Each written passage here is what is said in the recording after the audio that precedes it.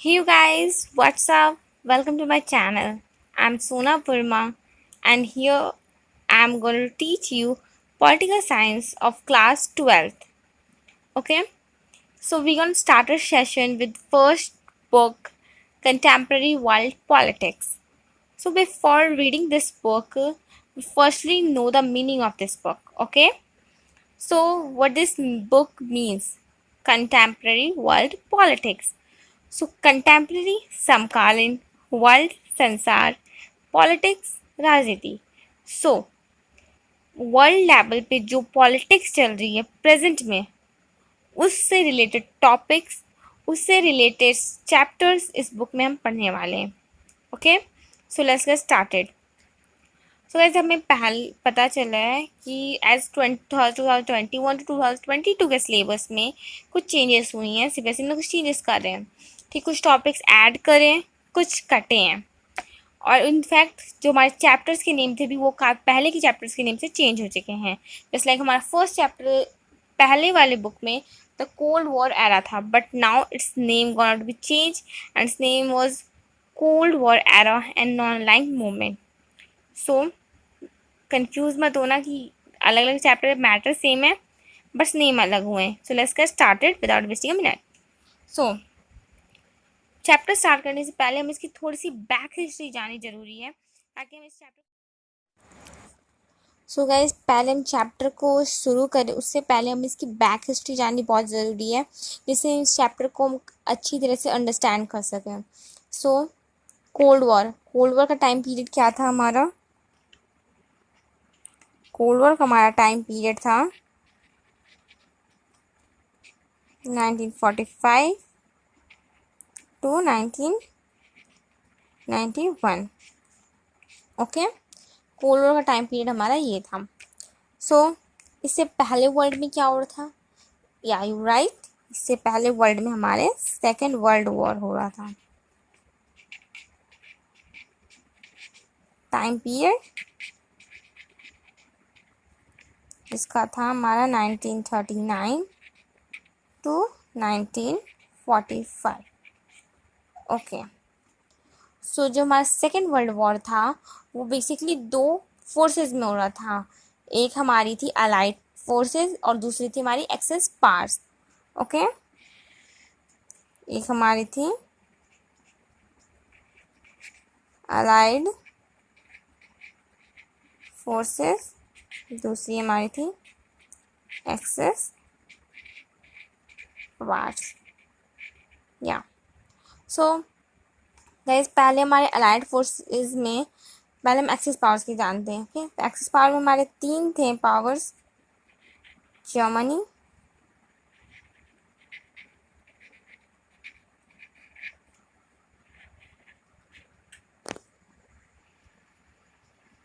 Italy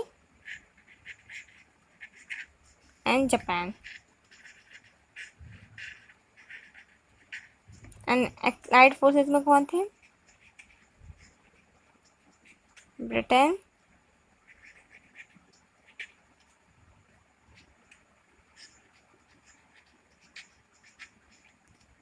France USA and USSR so guys initially हमारे जो axis power थे ये तीन मेंबर्स बट अलाइड फोर्सेस के ये दो मेंबर्स ब्रिटेन और फ्रांस ही ओनली वॉर कर रहे थे इनके साथ सो जो हमारा जापान था इसने बोला भाई यूएसए तुम लड़ क्यों नहीं रहे हो सो इसने क्या करा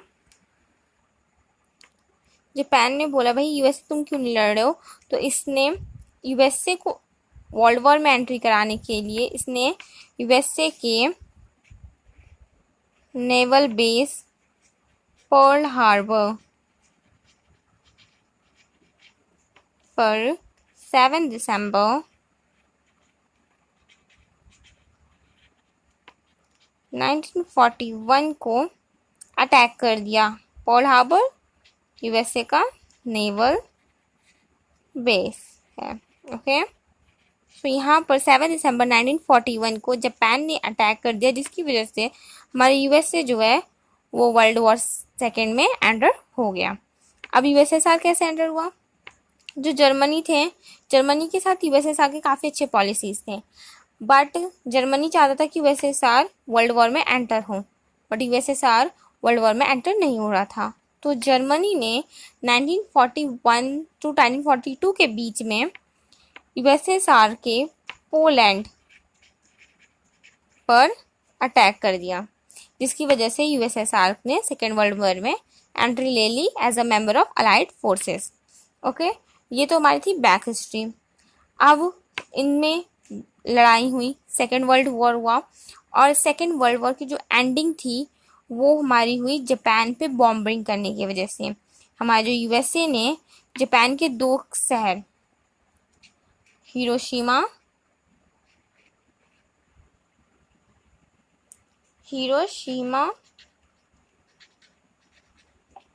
एंड नागासाकी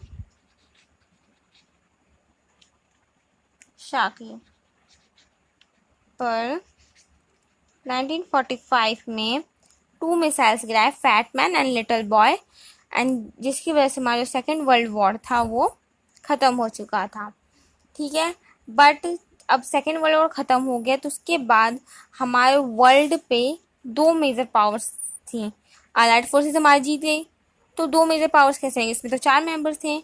या यू राइट, बट जो हमारी ब्रिटेन और फ्रांस की इकोनॉमी काफ़ी स्लो चली गई, और उसी टाइम एक डिसकोलोनाइजेशन का एक पीरियड था, मतलब जो भी इनकी कॉलोनीज थी वो डिकोलोनाइज हो रही थी, वो फ्रीडम पा रही थी, जिनमें से हम भी एक थे। सो इनकी वजह से इनकी इकोनॉमी बहुत डाउन हो गई, इनकी वर्स्ट कंडीशन हो गई। इसके वजह से ये तो सुपर पावर्स रहे नहीं, सिर्फ हमारा बचा USA and USSR. World level पे हमारा सिर्फ यूएसए और यूएसएसआर ही 2 मेजर पावर्स रह गए थे। ठीक है, 2 मेजर पावर्स हो गए, जिनको ब्लॉक्स भी कहा गया, सुपर पावर्स कहा गया। Okay, super power, super blocks, जिसकी वजह से हमारा ना वर्ल्ड को ना बाइपोलर कहा जाने लगा। एक पोल पे यूएसए, एक पोल पे यूएसएसआर, जिसके बारे में हम सेकेंड बुक में अच्छी तरह से पढ़ने वाले हैं। ओके, काफ़ी डिटेल में हम सेकेंड बुक में पढ़ेंगे। ओके, सो सेकेंड चैप्टर में, not book, USA and USSR. So हमारी जो यूएसए और यूएसएसआर 2 सुपर पावर्स बन गई थी। अब ऐसा क्या हो भैया, अलाइड फोर्स में तो ये फ्रेंड्स की तरह काम कर रही थी, बट इनमें लड़ाई कैसे हुई, इनमें कोल्ड वॉर कैसे छिड़ गया, इनमें कोल्ड वॉर होने कैसे लगा, क्योंकि ऑब्वियसली ये अलाइड फोर्स में एज अ फ्रेंड लड़ाई करी थी इन एक्सिस पावर के अगेंस्ट, बट यूएसए और यूएसएसआर आफ्टर वॉर ख़त्म होने के बाद ये दोनों दुश्मन कैसे बन गए। सो इनका फर्स्ट एक तो मोस्ट इम्पॉर्टेंट रीज़न जो था उसका ये था कि जो जापान है, जापान यूएसएसआर जो था, जापान से काफ़ी अच्छे रिलेशन थे। जापान से यूएसएसआर जो था वो नहीं चाहता था कि जापान पे बॉम्बिंग की जाए। ठीक है, जापान पे बॉम्बिंग की जाए, क्योंकि जापान, उनका कहना था, जो क्रिटिक्स का कहना था कि जापान ऑलरेडी हारने वाला, वो ऑलरेडी सरेंडर करने वाला था, तो उन्होंने मिसाइल गिरा के अच्छा नहीं करा, उन्होंने मिसाइल गिरा के, मिसाइल की कोई ज़रूरत नहीं थी सिंपली। बट यूएसए के जो सपोर्ट में थी, यूएसए के सपोर्ट में उन्होंने कहा कि नहीं भाई, बॉम्बिंग गिराना ज़रूरी था ताकि हमारी प्रॉपर्टी की और ज़्यादा नुकसान ना हो, वर्ल्ड वॉर ख़त्म हो।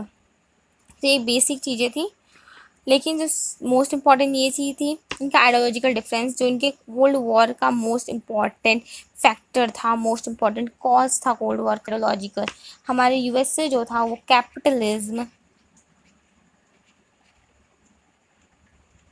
एंड यूएसएसआर सोशलिज्म और कम्युनलिज्म को फॉलो करता था। ठीक है, जो हमारा यूएसएसआर कम्युनलिज्म, यूएसएस सोशलिज्म, ये अपनी आइडियोलॉजी को बेटर बताता है, ये अपनी आइडियोलॉजी को बेटर है, जिसकी वजह से इन दोनों में कोल्ड वॉर हुआ था।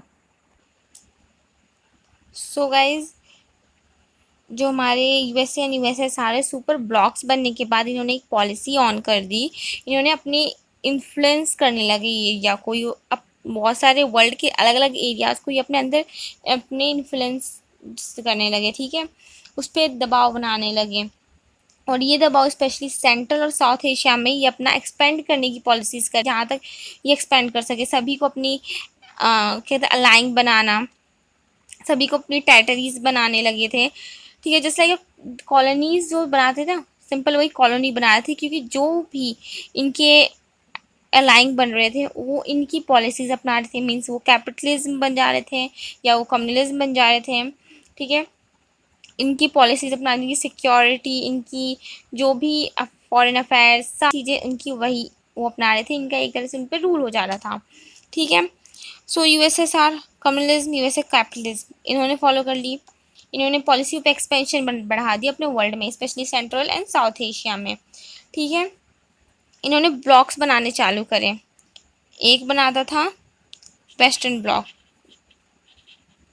और एक ईस्टर्न ब्लॉक।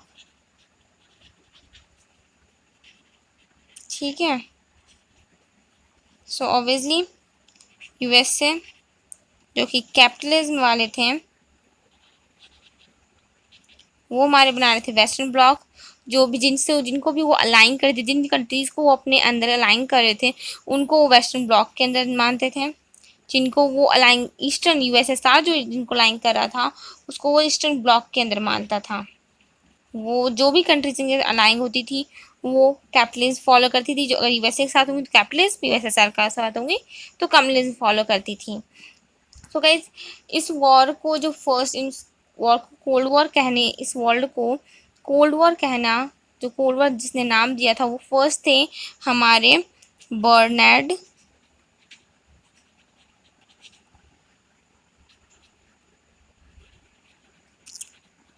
बरूच। ओके, ये एक अमेरिकन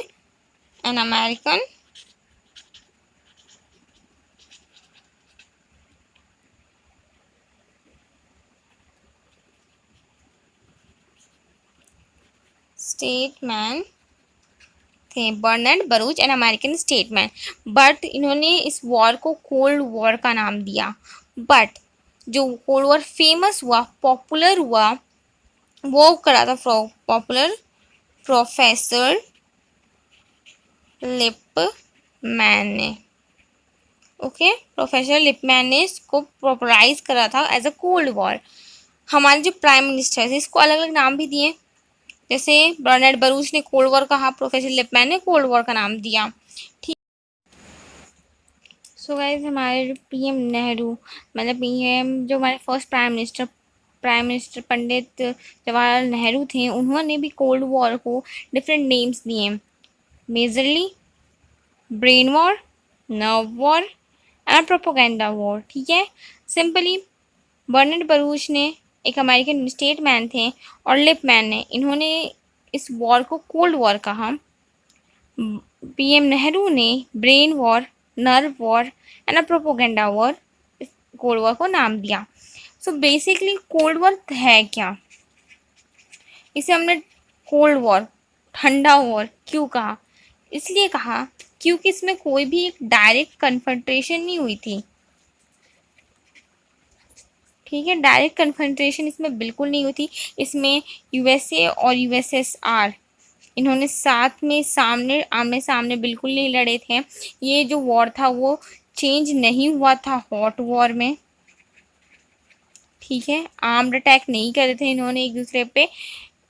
ठीक है, तो ये था हमारा basic knowledge of cold war और इसकी कुछ हिस्ट्री। अब हमारे मेन टॉपिक पे चलते हैं, Cuban missile crisis. So let's go ahead guys. Cuban missile crisis ये काफ़ी हाई पॉइंट, एक पीक पॉइंट था कोल्ड वॉर का, जिस टाइम पे ऐसा लगा कि आर्म्ड अटैक हो जाएंगे दोनों यूएसए और यूएसएसआर के बीच में। आर्म्ड अटैक हो जाएंगे, दोनों एक दूसरे के साथ डायरेक्ट कन्फ्रंटेशन में आ जाएंगे, कोल्ड वॉर हॉट वॉर में बदल जाएगा। बट फॉर्चुनेटली ऐसा कुछ नहीं हुआ, कोल्ड वॉर में ही रहा। कोई भी आर्म्ड अटैक नहीं हुए due to some causes. Let's study further. Okay, या क्यूबन मिसाइल क्राइसिस पढ़ने से पहले हमें ये पता करना है क्यूबा है कहाँ, क्यूबा लोकेट कहाँ करता है। ओके, सो फर्स्ट क्यूबा एक small is an small island nation.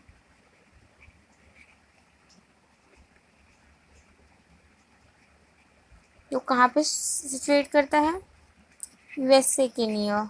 Okay, USA के नियर में क्यूबा सिचुएट करता है, बट यूएसए के नियर में सिचुएट करता है। तो एक मैंने एक हैंड रिटन मैप बनाया, उसके अकॉर्डिंग मैं दिखाती हूँ। जैसे कि ये हमारा यूएसए है, ये रहा हमारा छोटू सा आइलैंड क्यूबा, और यहाँ हमारा यूएसएसआर। ओके, जो हमारा क्यूबा है, क्यूबा यूएसए के नीचे है, यूएसए के पास में, यूएसए का नेबर है। बट जो यूएसए का इन्फ्लुएंस है, यूएसए का जो कैपिटलिज्म वाला आइडिया, कैपिटलिज्म फैलाने का आइडिया, वो क्यूबा पे फॉलो नहीं होता। क्यूबा एक कम्युनल कम्युनल नेशन है, कम्युनिज्म को फॉलो करता है ये। ठीक है, क्यूबा कम्युनिज्म को फॉलो करता है। ये यूएसएसआर का अलाइंग है, यूएसए का अलाइंग नहीं है। ठीक है, क्यूबा जो है वो फाइनेंशियल एड और डिप्लोमैटिक एड जो है वो किससे, कौन प्रोवाइड कराता है क्यूबा को, यूएसएसआर क्यूबा को प्रोवाइड कराता है। क्योंकि ऑब्वियसली क्यूबा एक कम्युनल नेशन है। यूएसएसआर का मोटो, दोनों नेशंस का मोटो था, यूएसए और यूएसएसआर का दोनों का मोटो था कि ये वर्ल्ड में अपनी आइडियोलॉजी फॉलो करे। यूएसए कैपिटल फैलाए, कैपिटलिज्म फैलाए, यूएसएसआर जो कम्युनिज्म फैलाए। सो इसलिए यूएसएसआर जो है क्यूबा को हेल्प करता था, उसको एड देता था। ठीक है, तो इन अप्रैल 1961 में क्या होता है देखते भाई। इन अप्रैल 1961 जो यूएसएसआर के लीडर होते हैं वो वरी हो जाते हैं, वो सोचने लगते हैं, वो परेशान होते हैं कि कहीं जो हमारा यूएसए है ना वो अटैक ना कर दे क्यूबा पे अटैक ना कर दे, और वहाँ पर वह कैपिटलिज्म को फॉलो ना करा दे, कैपिटलिज्म स्टैब्लिश ना कर दे। ऐसा डर किसको लगता है, यूएसएसआर वालों को लगता है कि कहीं क्यूबा ने अटैक कर दिया, सॉरी यूएसए ने अटैक कर दिया क्यूबा पे, और वहाँ के जो लीडर है फिडेल कैस्ट्रो, जो कि एक गोरिल्ला लीडर थे, गुरिल्ला लीडर हैं फिडेल कास्ट्रो, उनको वो हटा मत दे। ओके, तो फिडेल कास्ट्रो को हटा मत दे, कैपिटल फॉलो कर दे। यूएसएसआर को ऐसा डर लगा, यूएसएसआर ने क्या करा, यूएसएसआर के जो लीडर थे उन्होंने इस वजह से कि फिडेल कास्ट्रो हर जगह क्यूबा पे इन्वेंट कर लेगा, यूएसए कैपिटलिस्ट बना देगा, उसे कैपिटलिस्ट नेशन बना देगा। तो यूएसएसआर के लीडर जो थे निकिता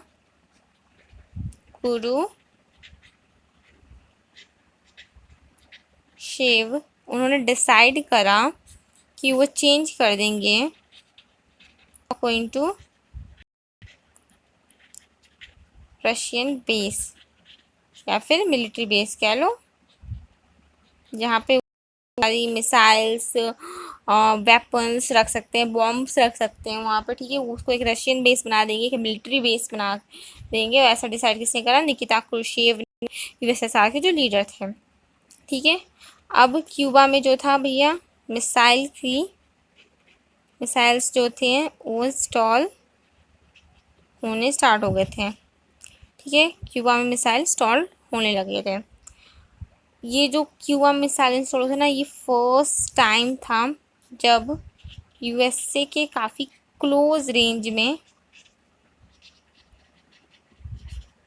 फायर हो सकती थी। मतलब यूएसए पर काफ़ी क्लोज रेंज से उस पर अटैक हो जाता, बहुत पास से उस पर अटैक किया जा सकता था।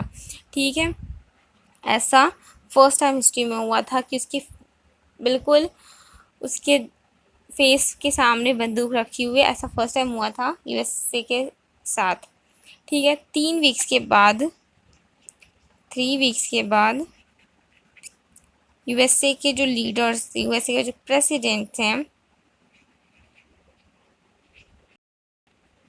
कौन थे यूएसए के प्रेसिडेंट, या you right, John F Kennedy ठीक है, जॉन एफ कैनेडी थे। ठीक है, जॉन एफ कैनेडी और उनके एडवाइज़र एंड हिज एडवाइज़र को पता चलता है भाई यूएसएसआर का जो एक्शन कर रहा है यूएसएसआर। ठीक है, यूएसएसआर के एक्शन के बारे में पता चलता है किसे, यूएसए के प्रेसिडेंट जॉन एफ कैनेडी और उनके एडवाइज़र को। अब यूएसएसआर के एक्शन के बारे में पता चलता है तो यूएसए जो जॉन एफ कैनेडी थे, जॉन एफ कैनेडी कहते हैं भैया यूएसएसआर को वो डिटरमाइन करते कि तुम अपनी स्टेप्स हटा लो, तुम अपने मिसाइल्स जो है क्यूबा से हटा लो, अदरवाइज अच्छा नहीं होगा। बट ये बात नहीं मानी, उनकी ऑर्डर को उसने ओबे नहीं करा। तो जॉन एफ कैनेडी ने क्या करा, उन्होंने ऑर्डर दे दिया किसे, अमेरिकन वॉरशिप्स को उन्होंने ऑर्डर दिया कि अगर यूएसएसआर के शिप्स जो हैं जो भी क्यूबा की तरफ है कर रही है, क्यूबा की तरफ जा रही हैं, उसको तुम रोकोगे। ऑर्डर दिया कि तुम क्यूबा की तरफ यूएसएसआर के शिप्स को जाने से रोकोगे, उससे वहीं पे डिस्ट्रॉय कर दोगे। ऐसा भाई, ऐसा करके ना जो जॉन एफ कैनेडी थे, जॉन एफ कैनेडी ने यूएसएसआर को वार्न करा अपनी सीरियसनेस के बारे में कि अगर उन्होंने अपने शिप्स नहीं हटाए तो John F Kennedy may be उन पर अटैक करें और एनीथिंग एल्स। ठीक है, तो यूएसएसआर ने बोला, भैया यूएसएसआर मान गया, उसने अपने शिप्स को रिमूव करा लिया वहाँ से, कहाँ से, क्यूबा से अपने शिप्स को वापस ले लिया। उसने वहाँ पे नहीं इंस्टॉल नहीं करे, बाकी अपने वापस ले गया। ठीक है, क्यों करा, क्योंकि अगर वो नहीं करता दोनों में वॉर हो जाता, यूएसए और यूएसएसआर में वॉर हो जाता। बट दोनों कंट्रीज चाहती थी कि वॉर को वो नेगोशिएट करें, अदरवाइज दोनों वॉर अगर होता तो दोनों ही जो हैं डिस्ट्रॉय हो जाती, काफ़ी ज़्यादा लॉस होता, उन्हें डिस्ट्रॉय हो जाती वो। इसलिए दोनों कंट्रीज ने क्या करा, वॉर को नेगोशिएट करा और Cuban missile crisis hot war में चेंज नहीं हुआ। एक हॉट पॉइंट बना, एक हाई पॉइंट बना कोल्ड वॉर का, लेकिन ये हॉट वॉर में चेंज नहीं हुआ। ठीक है, सिंपल यही थी हमारी क्यूबन मिसाइल क्राइसिस कि ये हॉट वॉर में चेंज नहीं हुआ, एक हाई पीक था। यहाँ पे ऐसी करनी थी कि वॉर हो जाएगा, आर्म्ड अटैक हो जाएंगे, बट फॉर्चुनेटली ऐसा कुछ नहीं हुआ। कोल्ड वॉर में ही रहा, यहाँ पे हॉट वॉर नहीं हुआ। तो इसी के साथ ये वीडियो मैं एंड करती हूँ। Okay, so guys, thank you for watching this video. If you like this video, then hit the like button, do subscribe and share it with your friends. And yeah, if you guys want notes of this chapter, then you go to my Instagram ID, जिसका link मैं description box में डाल दूँगी। Okay, आप वहाँ से इस chapter के नोट्स कलेक्ट कर सकते हो।